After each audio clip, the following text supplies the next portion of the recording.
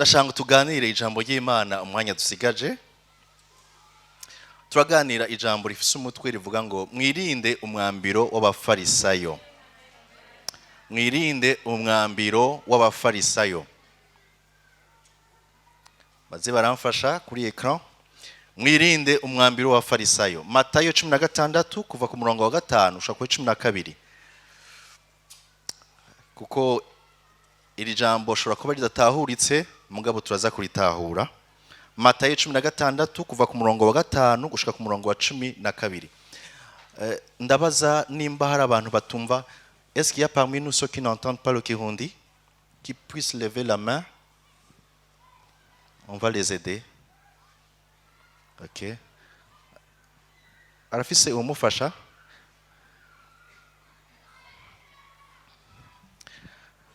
Matayo 16 kuva ku murongo wa 5 ushika ku murongo wa 12. Mumvirize. Abigishwa bafataha kurya bari bibagiye gutekera imitsima. Yesu arababwira ati mugabe mwirinde umwambiro w'Abafarisayo n'Abasadukayo. Bari mu vyerekeye imikate, Yesu abazaniye ngo mwirinde umwambiro w'Abafarisayo n'Abasadukayo. Ntibatahuye ivyo ari vyo. Biburanya hagati yabo bati, baribaza bati ntitwatekeye imitsima. Yesu arabimenya arababaza ati yemwe abukwizera guke. Niki gitumye mwiburanya hagati yanyu ngo nta mitsima mufise?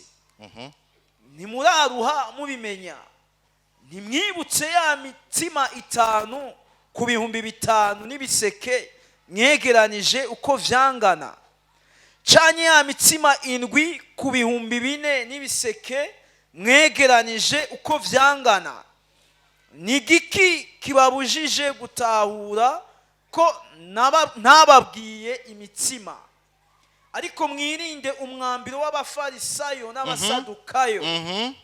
Buno batahura ko atababwiye kwirinda umwambiro w'umutsima ariko ko ari inyigisho z'Abafarisayo n'Abasadukayo.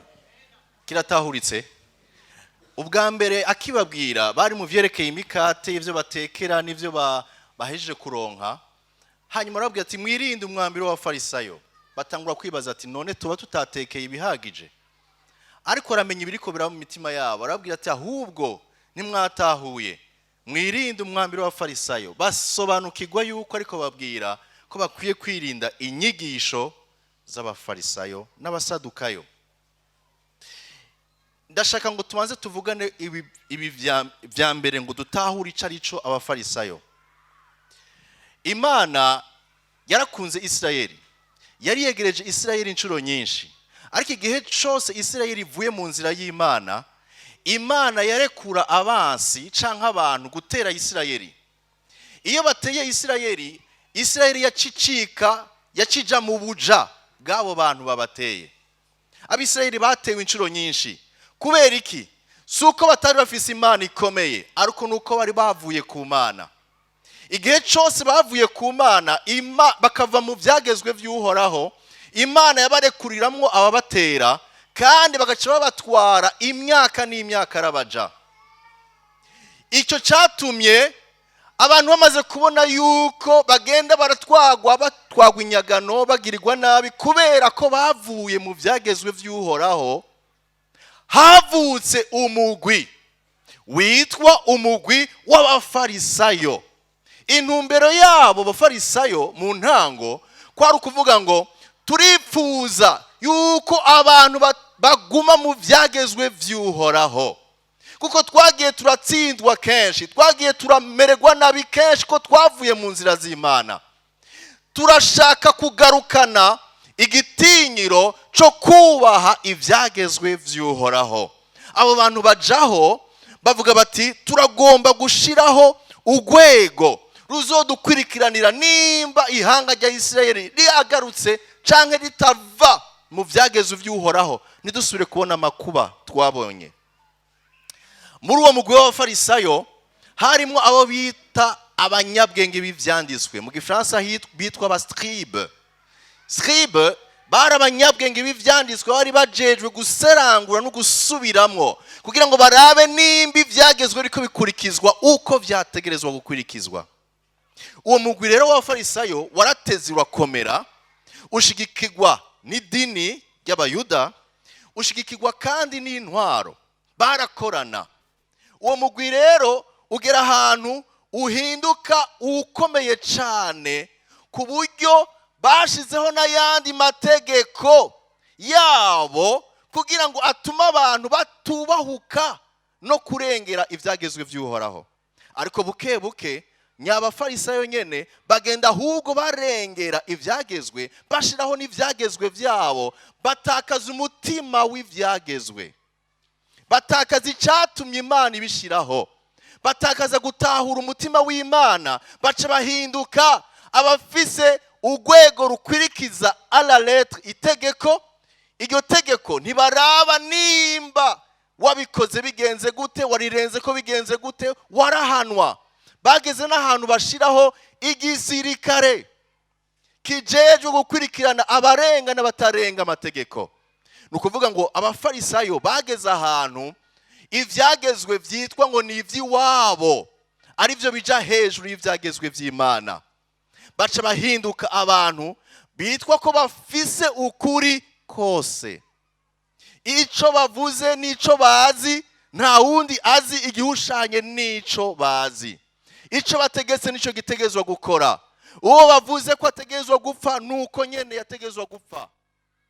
Nukuvuga ngo bari batanguye bafise intumbero nziza kugarukana Abisirayeli mu nzira yo kubaha ijambo ry'Imana, ariko bahindukiriye guhinduka kuba ahubwo abantu bagwanya ivy'Imana.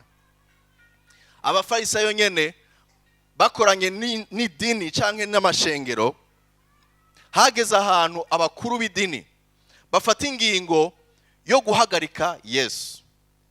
Turasoma muri Yohana igice cya 11 umurongo wa 49.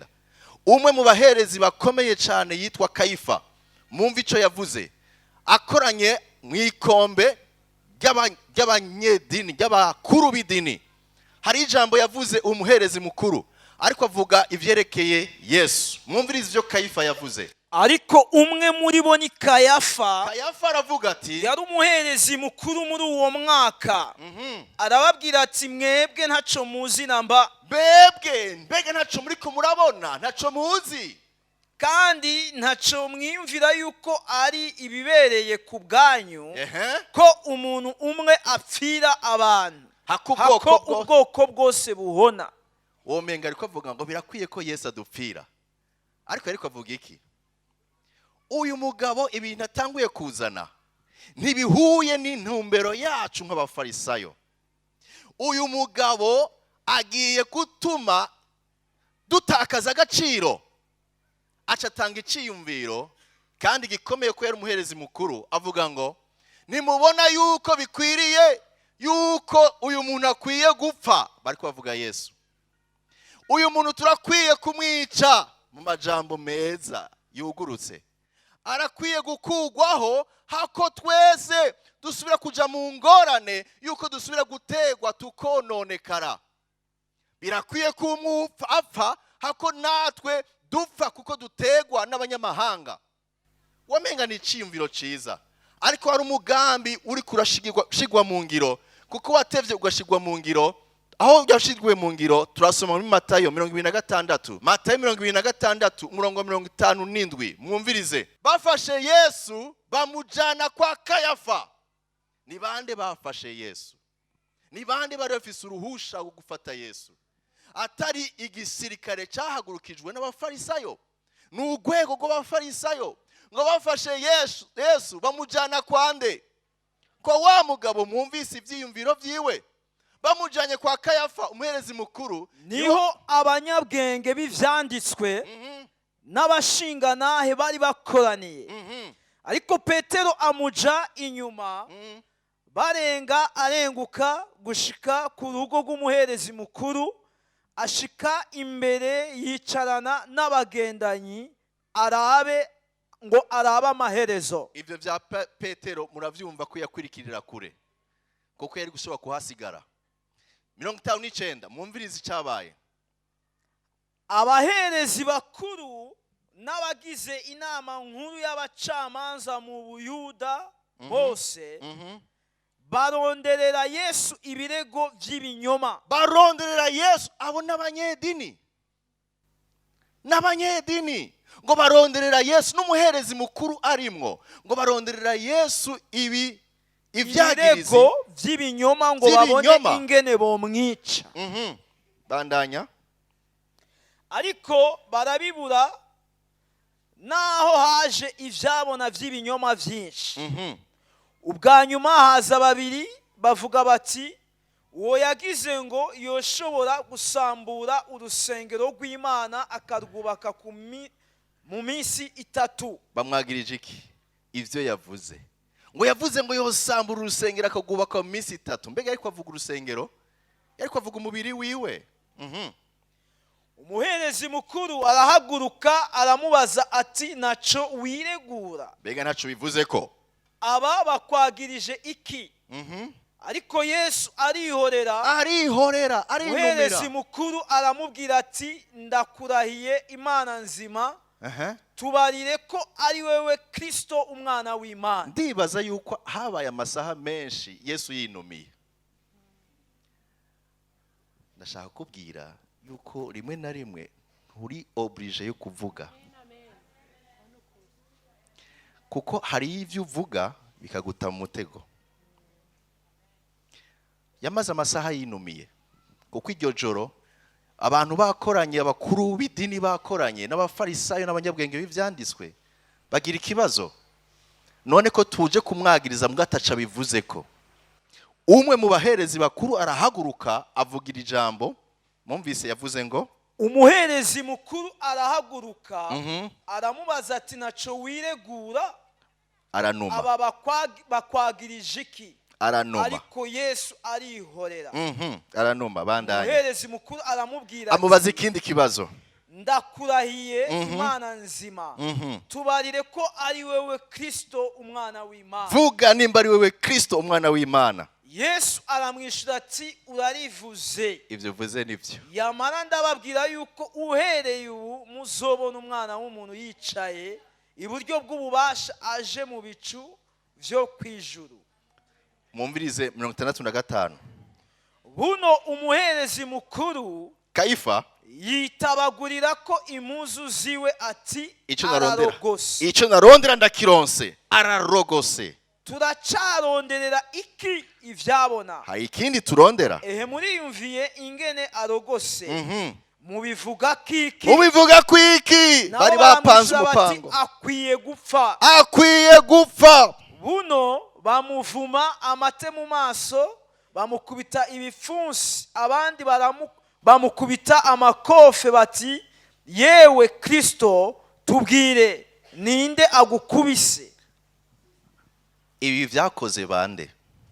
Abanyedini, abaserangura ivyanditswe uko bukeye uko bwije.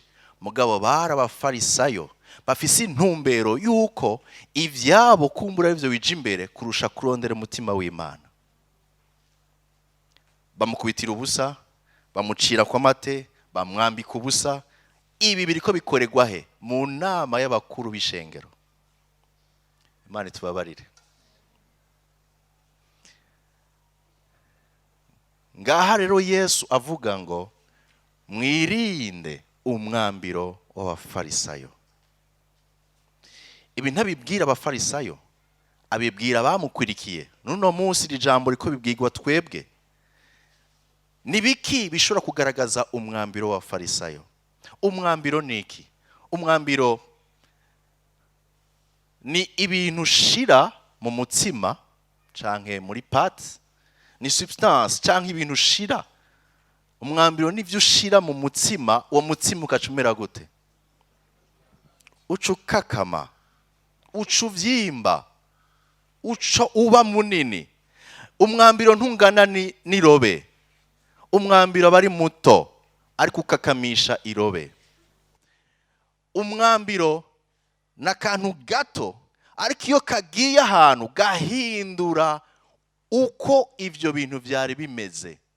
uko byari biteye birahinduka, bifata iyindi foroma, bifata kandi n'ubundi buryo bica bihindura formule chimique, zirahinduka.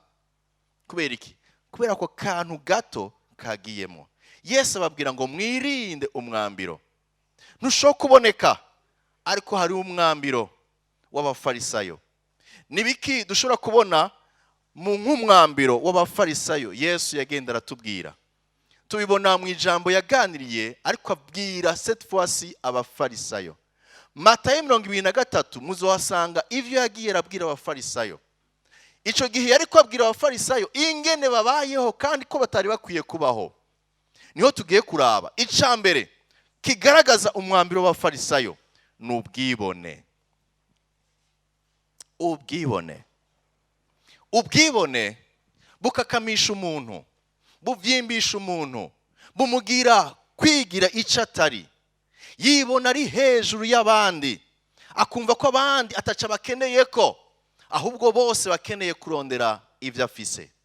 Ubwibone n'umwambiro mubi. N'umwambiro iyo umaze kwinjira mu buzima bw'umuntu, ntaba gishobora kwakira ivy'Imana iri kwiratanga, kuko yumva ko ahagijwe n'ivyo afise, ariko n'ukwihenda cyane. Umwambiro w'ubwibone Yesu yarabivuze muri Matayo 23 umurongo wa 6. Mwumve, hariho ubwibone mu buryo physique, ubwibone mu bintu bigaragara. Yesu arabwira Abafarisayo avuga ivyo bakunda. Mumvirize. Bakunda ivyicaro vy'imbere aho batumiwe n'intebe z'icubahiro mu masinagoge. Bakunda intebe z'imbere mu masinagoge, kandi bakunda ivyicaro vy'icubahiro. Le premier place. Mu bisanzwe ntivyari bibi kwicara imbere, ariko igihe iyo uticaye imbere wumva atamahoro ufise ingorane. Nicari kibi. Umunsi umwe umurongozi mu ishengero rimwe yaravuze ati, uno munsi tugiye guhindura. Nahora nigisha mpagaze aha, ubu ngoma mpagarare hari inyuma, nigishe mpagaye hari inyuma. Ntimurinde mwideplasa, umwe wese intebe yicaye ko ayihindukize gusa, hanyuma ubutumwa bubandanye. Akivuga gutyo azabona abari bicaye ngaho imbere bariko baterura intebe zabo bagenda hari imbere. Ikibazo ni ikihe? Bumva kumenga ntibabaye considere kuko baticaye imbere.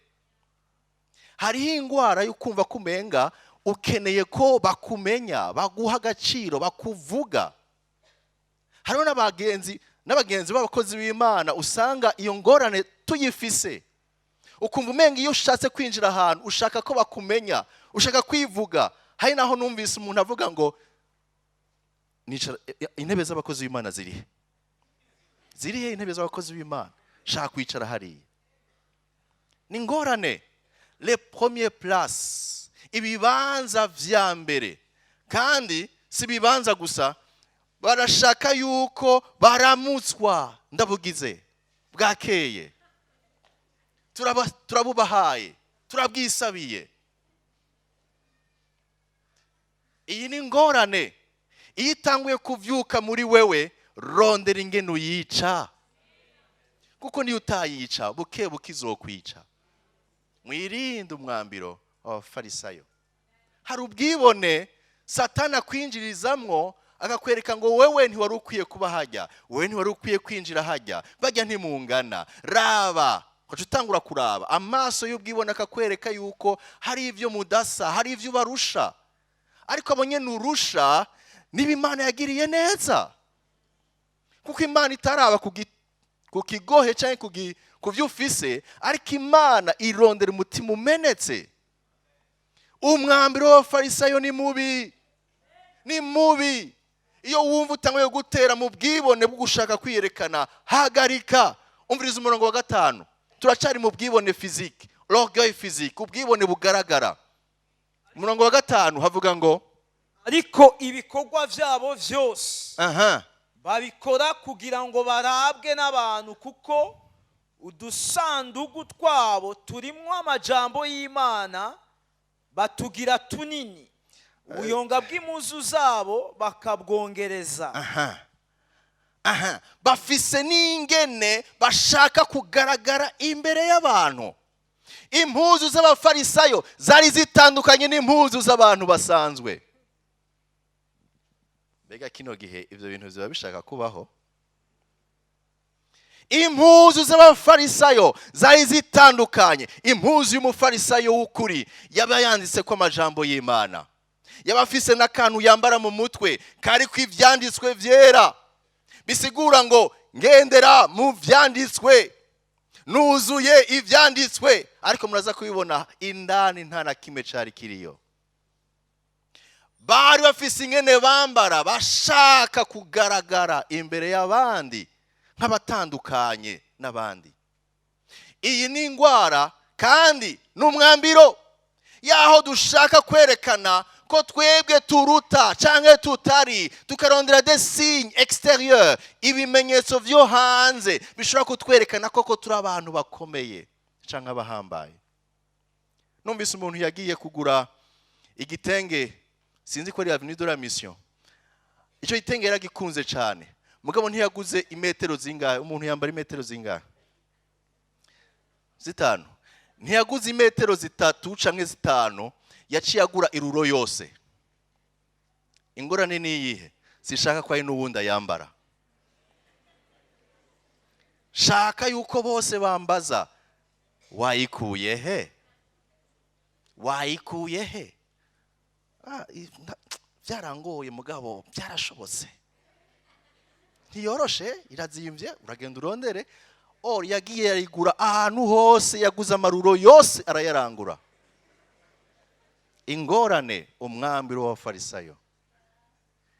Ibi niko mvuga ku bintu vyerekeye hanze, ni ingwara, ni ingwara.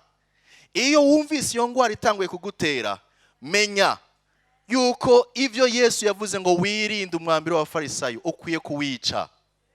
Kuwica birashoboka hakiri kare. Iyi n'ubwibone bwo hanze, ariko kandi hari n'ubwibone butagaragara.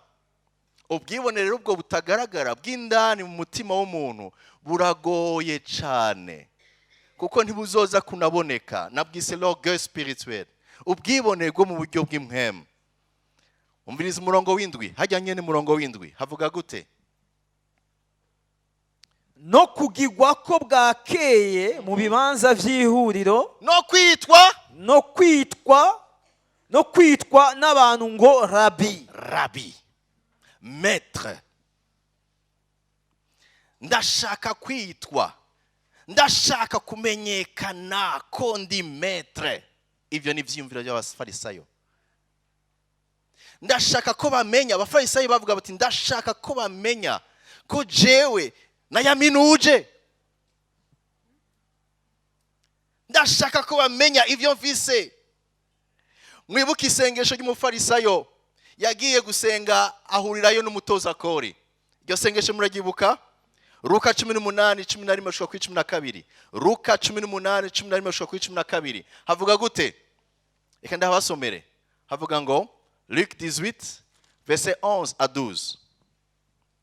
Umufarisayo ahagaze asengera mu mutima we ati, mumvirize isengesho ry'umufarisayo, l'orgueil spirituel. Mumvirize. Mana, ndagushimiye yuko ntameze nk'abandi bose. Ndagushima ko ntameze. Waje kubwira Imana kutameze nk'abandi bose. Mumvise ariko kanashizemo imbere, ndagushima. Ariko iyo ndagushima iherekejwe n'iki? Nje gushima Imana mugabo iherekejwe n'iki? Imana ntiraba ivyo uvuga, ariko iraba niyo bivuye. Ni nkomoko y'iryo jambo uvuze. Ndagushima ariko acaravuga neza ibiri mu mutima. Simeze nk'abandi bose. Kubera iki ntameze nk'abandi bose? Umviriza ivyo yihaya. Avuga ngo abasahura, abagabitanya, abasambanyi canke n'abameze nk'urya mutoza kori. Umviriza. Yaramugize iki? Yamubonye ari hariya. Ati d'ailleurs simeze nk'uriya ari hariya. Mana uranzi. N'isengesho ry'abafarisayo ririmo umwambiro mubi. Dusuzume igihe turiko turasenga, mbega mu masengesho yacu twuzuyemo ubwibone canke n'umutima wo gushima ku buntu Imana yatugiriye? Iyo dutanguye gusenga twikompara yuko abandi ari babi, twebwe turi beza, tuguye mu mutego w'umwambiro wa farisayo. Turi kumwe? Ngo mwirinde umwambiro wa farisayo. Ubwa mbere ugaragarira mu bwibone.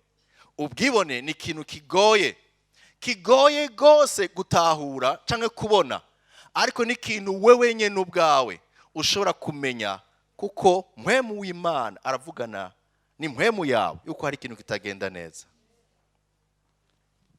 Haleluya. Ico ni cambere mukwiye kwandika, ubwibone. Ibigaragaza uyu mwambiro no bwibone. Ica kabiri nuko abafarisayo umwambiro wawo wagaragara mu kwitwararika ivyo hanze abandi babona kandi imbere atabuzima. Icyo ni ca kabiri. Se concentrer sur l'extérieur, ivyo abandi babona hanze, ariko indani ibintu byarapfuye.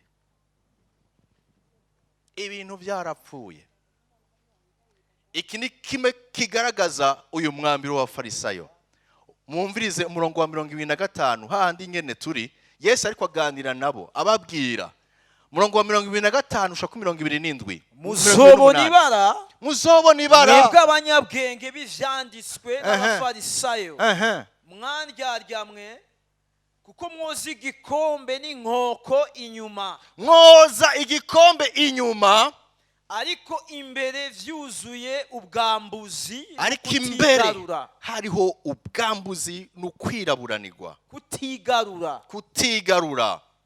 Wa mufarisayo uhumye we, banza woza imbere mu gikombe no mu nkoko, inyuma havyo naho habone kwera.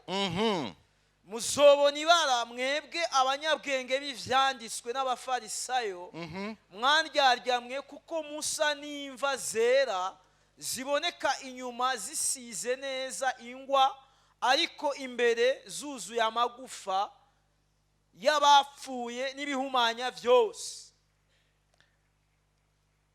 Namwe niko muri, inyuma mubonekera abantu muri abagororotsi, ariko imbere mwuzuye uburyarya n'ubugarariji. Ngiki kigaragaza umwambiro wa farisayo. Baritwarika cane yuko ubona ko ari abantu b'Imana, abantu beza, abantu bagutwengera, ariko imbere bavuze ngo harimo urupfu, nta buzima, ahubwo harimo uburyarya. Yesu asiga bw'ishengero ryiwe n'abigishwa biwe, mu vyo mukwiye kwirinda no mwambiro wa farisayo. Aho dushaka cane kugira neza ivyo abantu bose babona, kugirira neza abantu, kwitwarika abantu, ugasanga ivyo werekana hanze bihushanye n'ivyo uri imbere. Yesu acavuga ati, banzo utunganye imbere, banzo woza imbere nihamara koga, ivyo uzokura imbere bizogirira ikimazi hanze. Ushobora kugira neza hanze, ariko imbere ari urupfu, ata kintu kiriyo, nta n'impembo ubironkera, kuko nta buzima ufise imbere. Ariko wopfuma utunganya imbere, aho ko unyegeza ibintu imbere hanze, ukanyegeza ibintu bibi imbere, hanyuma hanze ukerekana ibyiza. Iki ni ikintu gikomeye dukeneye kubera mu maso. Vy'ukuri suzuma, wifuza ko abantu bakubona gute? Washobora kuvuga byinshi wifuza ko abantu bakubonamo, ariko icyo ndagusaba, gerageza ahubwo ubibe imbere, ubironderera imbere, hanyuma ivyo wifuza inyuma bizogaragara. Iyo tudatunganije imbere, tugira ingorane ikomeye yuko duca duhinduka uruvo. ndi ngaha sa nabo ngaha, ariko nshitse hariya nsa n'abariya. Mpinduka uruvo rufata ambiance yaho rugeze. Yesu ariko arabwira abafarisayo, ntiyipfuza ko abafarisayo berekana hanze ko ari abantu bagororotse bafise ivyandiko byanditswe ijambo ry'Imana, ngo barafashe ngo baranakwega ubuyonga bw'impuzu bw'ikanzu zabo. Ubuyonga bwasigura tuya tuntu turereta ku makanzu bwasigura ukugororoka. Barabufashe barabugwiza baca babwira burebure. Iyo babonye n'ivyanditswe n'ibintu byose bafise n'ingene bagenda n'ingene bavuga, baboneka nk'abera, abagororotsi. Ariko Imana iri kwirara mu mitima yabo, yabona urupfu, nta buzima, ngo n'amagufa yumye. Twisabira Imana itunganya imitima yacu, hanze bizokurikira. Ariko siniko navuga ko hanze hadakenewe, ariko niko ndavuga yuko icyo ukwiye gushira imbere si icyo abantu babona, ahubwo ni icyo Imana ibona aho abantu batabona. Icyo Imana ibona aho abantu batabona nicyo gikuru kurusha gushira imbere ibyo abantu babona.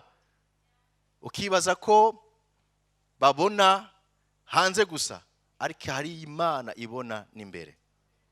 Mwirinde umwambiro w'Abafarisayo.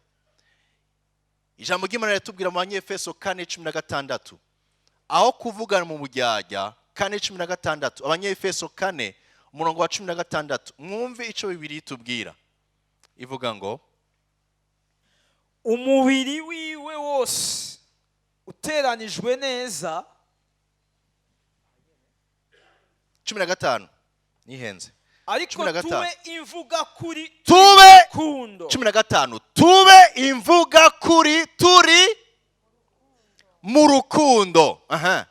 dukurire muri we muri vyose.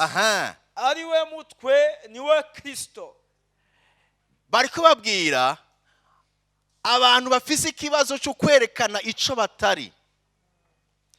Kwerekana ico utari ni kubaho dans le faux, ariko le vrai ari icuri imbere. Yesu acagaruka akababwira ngo, ijambo ry'Imana rikatubwira, Paulo abwira Abanyefeso ngo tube imvuga kuri turi mu rukundo. Nimba urukundo rukubwira yuko utegerezwa kumubwira ibitagenda neza, udakwiye kubimuhisha, urukundo ruzogutuma ubivuga neza, Mungu ukabivuga. Ntube nka bawundi uvuga ati jewe ndabikubwira biciye kazima Imana gusa ariyo mvugira. No, nta rukundo rurimwo. Fasha umuntu gutahura, nimba ubona ko hari icyo ushobora kumufasha, kimufashe mu buryo bwiza. Ngo tube imvuga kuri, kuko utabaye imvuga kuri ucuba indyarya. Mukabana n'umuntu, mugasengana, mugakorana, mugabo byaranse. Tube imvuga kuri turi mu rukundo. Urukundo rudufasha kuvuga ukuri mu buryo bwiza. Ni sawa? Ico ni ca kabiri kigaragaza umwambiro w'Abafarisayo. Ica gatatu kandi nico mpereza ko kiri mu mugwi twita aba Banyefarisayo bari bafise ico bo kwita bashira imbere itegeko gusa. Trop de légalisme. Trop légaliste. Bari abantu bari mu mategeko gusa. Navuze ni itegeko bari barishizeho, bari bashatse gukingira amategeko amabwirizwa y'Imana kugira ubwoko bw'Imana ntibusubire kuja mu ngorane. Mugabo aba mabwirizwa yarabuzemwo umutima w'Imana. Inaco gituma mu kuyashira mu ngiro hari ikibazo gikomeye. Mwumvirize ico Yesu yababwiye. Tugiye gusoma muri Matayo 5, niho dukura iki kintu cuko bari abantu bahagaze ku mabwirizwa n'amategeko gusa, ntubabwira ibindi vyose bari bagira, mugabo bakabona itegeko rivuga gute. Nimba ari ukwicishwa ibuye, nakubitwa ibuye, kandi turasista gushika naho apfa tubonye yishwe n'ibuye. Mwumve, hagera igihe iyo ubaye trop legaliste, iyo ubaye uhagaze ku itegeko gusa, urateba igihe ugatimba umutima w'Imana ntubukiri muri wewe. Iyo niyo ngorane y'umwambiro w'Abafarisayo. Matayo 5:20, mwumve ushaka 24. ariko ndababwira yuko ukugoroka kwanyu ni kutaruta uko abanyabwenge b'ivyanditswe n'uko Abafarisayo, nimuzoruha mwinjira mu bwami bwo mwijuru. Hagararika ngaha. Yesu atanguye kubabwira ati, ndababwiza ukuri, ukugororoka kwanyu ni kutaruta abandi bariko barondera ukugororoka mu nzira y'amategeko gusa, ni mutaruta ukugoroka kw'abanyabwenge b'ivyanditswe, les scribes et les pharisiens, n'Abafarisayo, mutazoruha mwinjira mu bwami bw'ijuru. Nukuvuga ngo umuhamagaro wacu si uko kugororoka kwacu gusa n'ukugendera ku mategeko y'ivyanditswe gusa, ariko Yesu yariko bajana mu yindi dimension yo gutahura impwemu, ubuzima bw'impwemu, ubuzima bwo kunywana n'Imana bidahagaze ku mategeko. Nayashikije, iki cangoye, iki nagishoboye, iki nagishoboye, ni gihangange. Sivyo, ariko n'ubucuti bwacu n'Imana ryo bisa agaciro. Ukugoroka kwacu ni kutaruta uko Abafarisayo nuko abanyabwenge b'ivyanditswe ijuru utwahushije. Umwambiro ugwamwe ari muto muguza konona. Mumvirize Yesu rero ivyo yashaka kubabwira ku murongo wa 21 bandanya gushaka 24. Mwarumvise ko abakera babwiwe ngo ntukice, mu mategeko havuga ngo ntukice, uwica abashikiwe no gutsindwa n'urubanza. Ariko jewe ndababwira yuko umuntu wese azoshavurira mugenzi we azobashikiwe no gushigwa imbere y'intahe. Uzotuka mugenzi we ati wakijujuwe azobashikiwe no gutsindwa n'urubanza. Uzomutuka ati wagifuwe azoba akwiye gutabwa mu muriro wa Gehinomu. Niwajana ishikanwa ryawe ku gicaniro ukahibukira ko hari ico upfa na mugenzawe, usige ishikanwa ryawe imbere y'igicaniro, ubanze ugende utunganye na mugenzawe, uce ugaruka ushikane ishikanwa ryawe.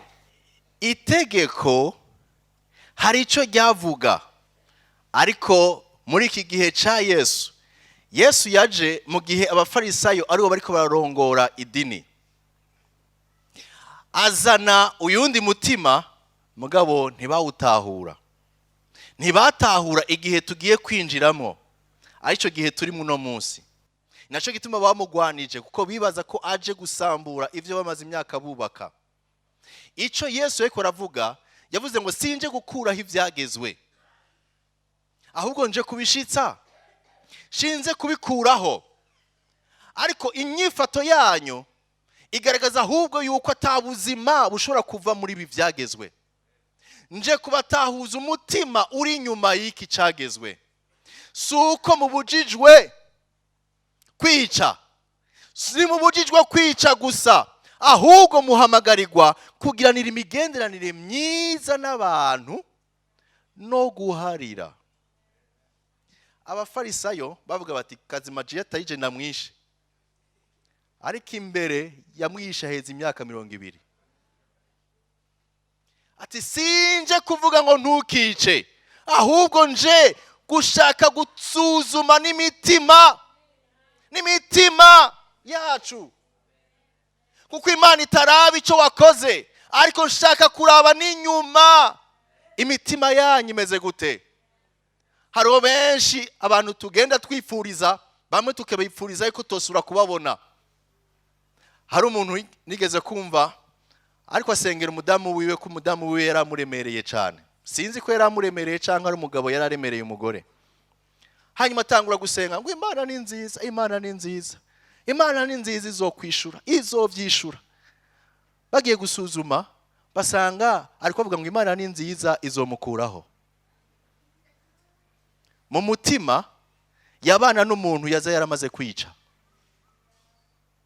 Kubera n'umukirisu ntashobora kumufata ngo amuyice, ariko yamuhejeje kera. Mwirinde umwambiro w'Abafarisayo. Si ico wakoze, aha hantu muhumve neza, itegeko ryo rihagarara kuco yakoze, ninde yabikoze.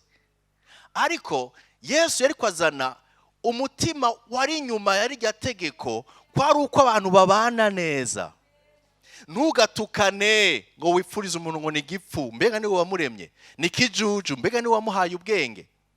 Ibi ni ibintu dukunda kubamwo kenshi, ugasanga twararenganye aho tuvuga umuntu ngo ni gipfu, ni kijuju, ntagira umutwe, kandi wowe utari umuremyi uri kutuka uwamuremye.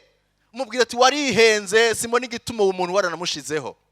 Bamwe bakagira n'igihe bavuga bati ntore ukwiye kubaho. Sukutishe, ariko suzuma n'umutima ubanyemo na mugenzawe.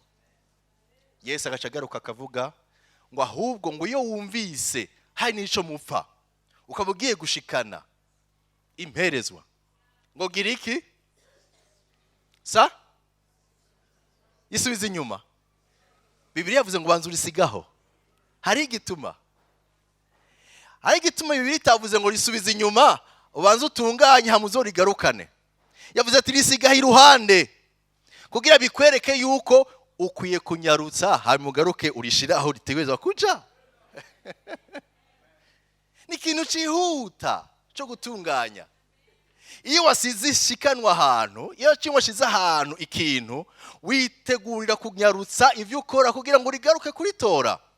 Ariko iyo uritwaye vuga ati nzorishikana no mu kwezi kuza, nzoba ndatunganya na mugenzanje niyabishaka. D'ailleurs noba ndiko ndamwisemba.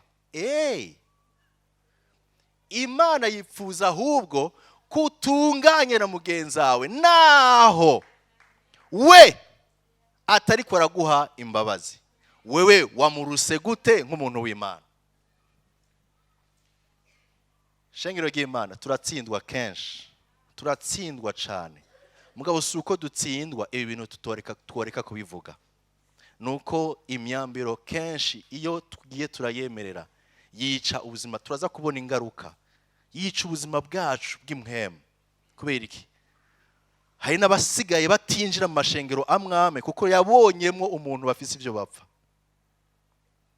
Kumbura Imana yamuhamagaye guhezagirirwa aho hantu, mugabo akubise ijisho abona wa wundi niyari asohotse muri toilette ntagarutse. Kubera iki? Kuko yabonye wa wundi bafise ivyo bapfa ari mu ishengero. Hari n'undi avuga ati niwe yanyakiriye, mbonye ari wanyakiriye, navuze nta hantu sindahinjira. Kubera iki? Urazi ivyo yankoreye. Wogenda kuraba amashengero yose ntiwosanga mwabeza gusa. Ariko none tuzoheba kwitega ivy'Imana ivugana natwe mu mubiri wayo nk'ishengero kubera ingorane dufise indani, canke twotunganya. Gira intambuko ya mbere, senga ugira intambuko ya mbere, ugenda utunganye. Ubwo nibwo bukristo. Ubukristo tukuvuga ngo nzosenga Imana ingirire neza sha, hanyuma sha amaramare sha ko yangiriye nabi ariko Imana yangiriye neza. Oh no. Iryo si sengesho. Uri kusenga Imana kugira ngo ikugirire neza wa wundi abibone hanyuma akome. Wose umutima w'Imana ni gitero kivuye ku mwambiro wemeye w'Abafarisayo. Mumvirize Yesu abandanya avuga murongo wa 27 avuga ati 27 usha kuri 30. Mwarumvise ko vyavuzwe ngo ntugasambane. Ayo yose n'amategeko yari ahari. Abafarisayo bakwirikiza itegeko gusa. Mwarumvise avuga ngo ntugasambane. Ariko jeho ndababwira yuko umuntu wese araba umugore wundi akamwifuza, abamaze gusambana nawe mu mutima wiwe. bandanya usho kuri 30. Ijisho ryawe ry'iburyo niryagutsitaza urinogore. Urinogore, birababaza kuri nogora. Yo kubera vyiza gupfa ijisho ryawe rimwe hako umubiri wawe wose utabwa muri Gehinomu. Wofuma winjira mu ijuru n'ijisho rimwe naho bitari. Ukuboko kwawe kw'iburyo ni kwagutsitaza uguce igikonjo ugitekure. Vyo kubera vyiza gupfa ubugingo bwa urugingo rwawe rumwe hako umubiri wawe wose woja muri Gehinomu. Itegeko ry'Abafarisayo canke itegeko Abafarisayo bahagarara ko gusa yari ntugasambane. Ariko Yesu agaruka kutubwira ati jewe simpagaze ku itegeko, shaka no kubabwira n'ibintu bimwe bimwe bishobora gutuma muhumana spirituellement canke muhumana mu buryo bw'impwemu. Niki? Sinshaka gusa kuvuga kugukora icyaha cyangwa kutagikora, ahubwo nshaka no kuvuga ngo na bya bindi bibitera, na bya byipfuzo, n'igihe amaso yawe akweretse ibitari byo, yanogore. Wofu munogorwa n'uwundi hari uko we winogora. Ariko ntibavuze ngo ha mugenza bari kunogore, bavuze ngo ninde arinogora? Ni wewe. Bamwe turindiriye yuko Imana azoza ikora ibitangaza, mukozi w'Imana agakurambwe kw'ibiganza, ivyipfuzo byose bigaca binyika. Fata ikiganza cawe n'intoke zawe unogore. Ni wewe uvyikorera. Nogora. Nimba ukuboko kwawe kugukoresha ibyaha, sindabizi nsanga nacomoye, erega mu buzima buragoye, bambitsa ibimiliyoni n'ibimiliyoni, bazi yuko nshonje, nabo barangerageza, ntavyo nzi nsanga nacomoye. Ahubwo gucomore uko kuboko ugusige muhira. Niko Yesu avuga, uko niko ukwiye gucomora, ha uko wamucomora ibintu by'abandi. Birogoye mugabo nivyo duhamagarirwa. Aha rero c'est une discipline, ni inyifato wiha kuvuga uti jewe ibi bintu binjana mu kononekara mu byerekeye ubusambanyi n'ubushakanye, je coupe. Kandi y'Imana mu ijuru ibibonye, haleluya, inezererwa n'abariko baranogora amaso, baca amaboko, baca amaguru, kurusha abaduza amaboko buzuye ibyaha.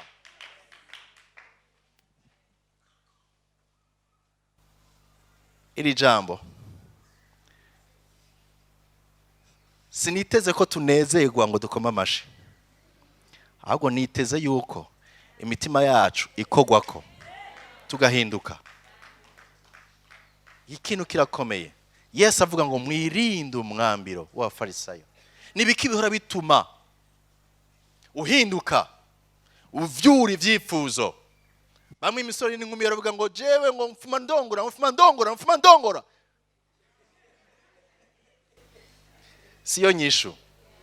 Kuko hari abarongoye birirwa bararenga ibigo, kandi bafise abadamu babo canke abagabo babo mu nzu. Ikibazo ni ikihe? Ni ikibazo c'umutima, si ikibazo c'uko yabikoze canke atabikoze. Nico gituma Yesu yashaka kurengana ikibazo c'icagezwe, kugira ngo batahuze ngo hari aho biva mukwiye gutunganya kurusha. Turi kumega bene da. Umurongo wa 33 gushaka 37. Aha Yesu ariko avuga ivyagezwe mugabo abizana kubitahuza mu buryo we yabibonamwo bitandukanye uko abantu babigendeye mu imyaka n'imyaka. Abafarisayo bavuga bati kazi mutabikoze, ariko Yesu we yifuza kujana abantu mu rundi rugezo rwo gutungana no mu buryo bw'ivyiyumviro, imbere hatungane kurusha kurondera hanze gusa ko haryoha. 33 ushaka 37 mwumvirize. Mwarumvise kandi ko abakera babwiwe ngo ntukarahire ngo wirahuruze, ariko ntugasezerane ngo ureke kubishitsa, ariko uzokorere uhoraho ivyo wamusezeraniye. Ariko jeho ndababwire, umviriza, ntukarahire namba, nturahire ijuru kuko ari intebe y'Imana, canye isi kuko ari ndava y'ibirenge vyayo, canke Yerusalemu kuko ari umugwa w'umwami ahambaye. Nturahire umutwe wawe ngo kuko udashobora guhindura agashatsi na kamwe ngo kere canke ngo kirabure. Ariko ijambo ryanyu ribe 37 ndakeneye cyane ko muhumviriza. Havuga ngo ariko ijambo ryanyu ribe ego. Ego ibe ego. Oya Ibe oya. oya. Ikirenze ivyo kiva kuri wa mubi. Bangahe turemerewe kuko twasezeranye ibintu mu bigumbagumba. Twasezeranye, twatanze amaveu cyangwa amaserment cyangwa amapromesse avuye mu masentima. Yo nukuri ibintu ngiriye jewe uku kwezi nikuzohera. Haheze imyaka ingahe? Kubera iki? Vyari bisho. Ahandi naho woshobora kunkorera akazi wo kankorera ego. Ariko mu mutima barampinduye umuja. Wemeye ko akazi uza kukamukorera kandi uranagakoze, mugabo ugakoze widoga, ugakoze widodomba, ntunezerewe. Wari kupfuma uvuga oya, ukayivuga mu buryo bwiza, mbabarire ndavye ivyo mfise ntavyo nshobora gukora nkuko navyifuza. Urondere cyane ndagufashe kurondera uwundi yo gakora ko kazi. Ubu sifuze no mugabo nziza. Kurusha kuvuga ngo ego. Hari abantu, hari no muntu nzi yatevye aragwara ingwara zikomeye zisaba imiti iva hanze. Kubera iki? Kubera atarazi kuvuga oya. Mwari muzi ko oya nayo ihezagiye. Oya irimo amavuta. Hari utazi kuvuga oya, imisi yose yari ego. Ibi wabingirira ego. None ibizo bishobora ego. Ibi none ego. Mugabo mutima ararengegwa kuko atavyashoboye. Ateba yanduka ibigwara vyuko vyanka ko ashobora kubaho neza aho bategezwa kumutumira imiti yo hanze. Kubera iki? Koko oya yiwe ntiyigeze iba oya. Oya yabaye ego. Oya yawe ibe, mbwire mugenzi wawe uti uze wakire oya yanje. Umfashe sinze ngware. Please wakire oya yanje. Umfashe sinze ngware. Navuze oya kuko ari yigoye. Abenshi bisanga no mu vyaha. Kubera iki? Oya byanse ko bayivuga. Bama bari ego. No mubwira oya yohava mpeba. No mubwira oya yohava mbona yuko jewe akazi ntagashoboye. No mubwira oya yohava atasubira no kumvugisha. Oya irasize. Ngaha rero Yesu ariko aravuga ngo ntiwihute gukora ibintu mu bishobisho. Itonde ico usezeranye ugishitse imbere y'Imana. Niyo bari oya ibe oya, niyo bari ego ibe ego. Matayo 5:38 mwumvirize icanyuma. 5:38 Mwarumvise ko vyavuzwe ngo ijisho rihorwe irindi. Ijisho rihorwe irindi. N'iryinyo rihorwe irindi. Don pour don. Gushaka 54. Ariko jeho ndababwiye ntimurwanye umunyakibi. Ugukubise urushi mu musaya w'iburyo umuhindukirize n'uwundi. Umuntu niyagomba kukuburanya ngo akunyage ikanzu umuhebere n'umutamana. Ugufata ngo umurenze intambwe igihumbi umurenze n'intambwe ibihumbi 2. Ugusaba umuhe ugomba ko umugurana ntumutera ibitugu. Hari abantu bace baryoherwa ngaha. Ugomba kumugurana ntumutera ibitugu muhe. Babwire. Okay, bandanya. Mwarumvise ko vyavuze ngo ukunde mugenzawe wanke umwansi wawe, umwansi umwanke ariko kunde mugenzi wawe. ako jeho ndakubwire. Hari ibintu biryoshe, mwarumvise ko vyanditswe, ariko jeho ndakubwiye. Nigiki uhitamo muri ivyo bibiri?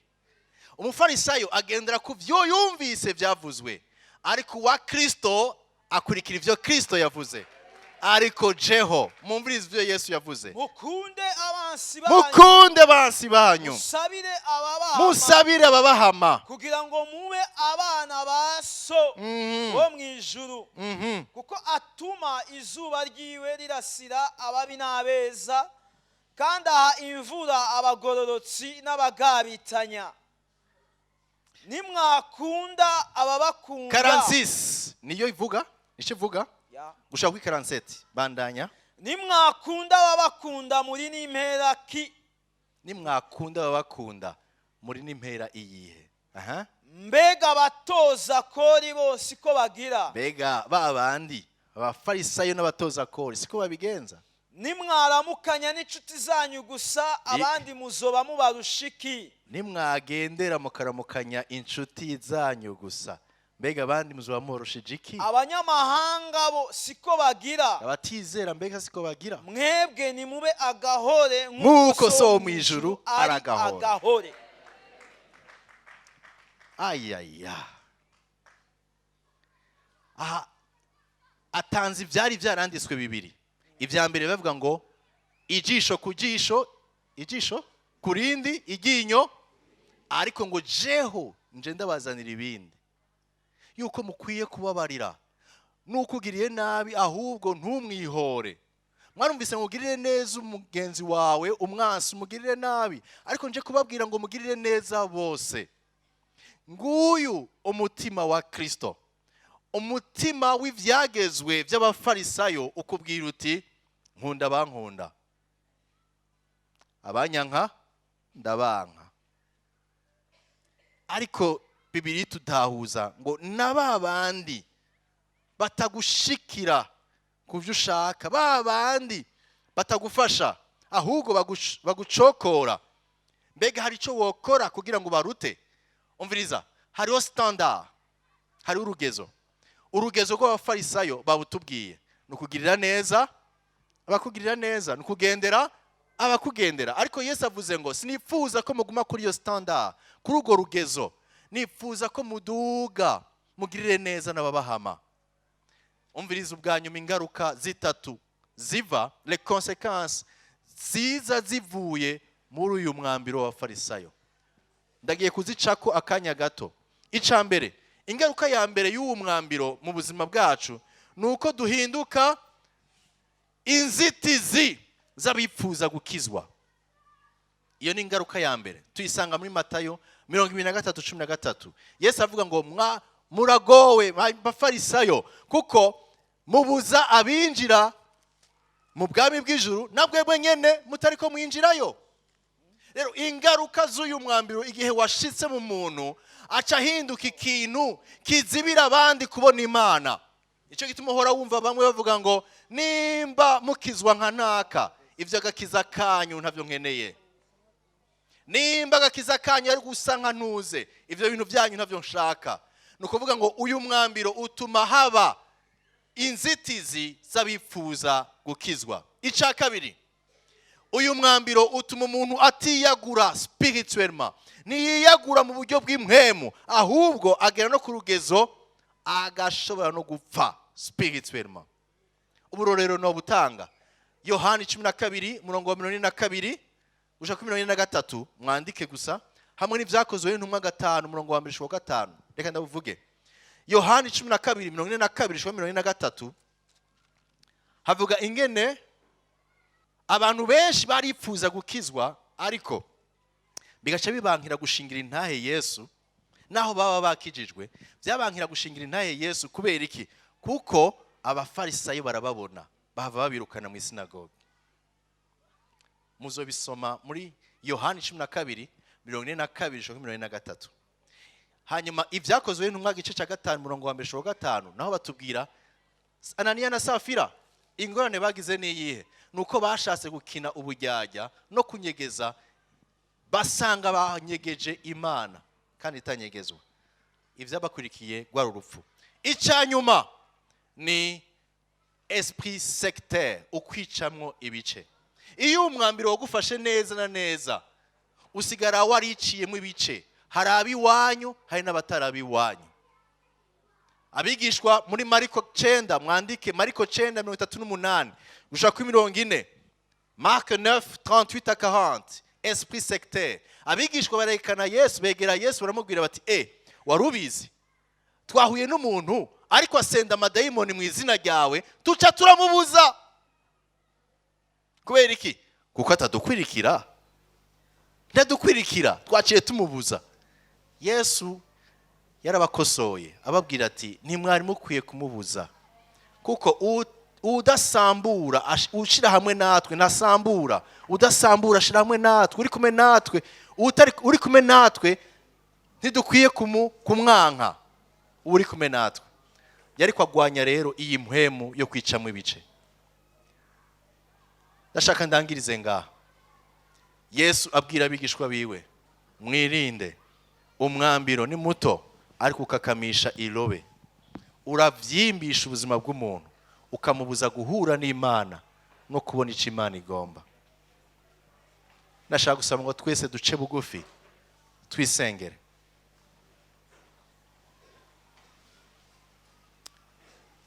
Ndazi ko icyo Imana ivuga hari ivy'inganiriza, hari ivy'imbwira nkeneye guhindukamo. Ndakeneye ikiganza ciza cayo, ndakeneye gushobozwa nayo.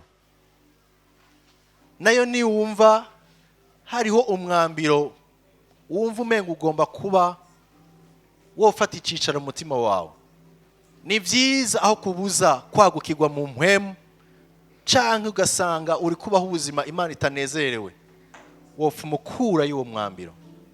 Mbega n'ubwibone, mbega n'ugushaka kwerekana ivyo utari, mbega n'ivyagezwe ushira imbere kurusha kurondera umutima w'Imana. Ni giki umva wobwira Imana uno munsi? Imana mfasha hano hantu. Kadusenge.